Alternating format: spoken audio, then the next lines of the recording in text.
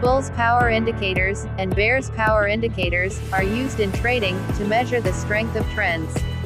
Now, select the bears power indicator and change the period from 13 to 100. Now, select the bulls power indicator and also change its period from 13 to 100. Choose the time frame to 1 minute. The bear power indicator has a green line, and the bull power indicator has a red line. Both indicators contain only one level, which is 0.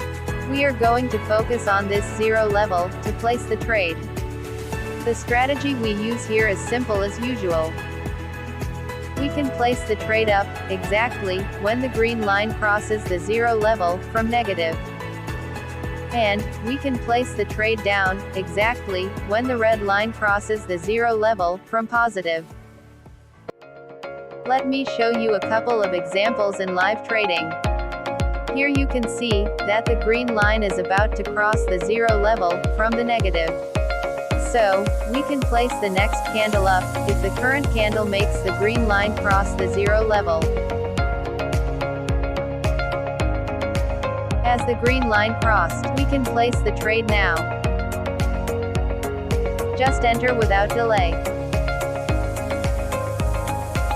In this chart, the red line is about to cross the 0 level from the positive. So, we can place the next candle down if the current candle makes the red line cross the 0 level. As the red line crosses, we can place it down now. It is not only for 1 minute, we can also place the trade for up to 3 minutes.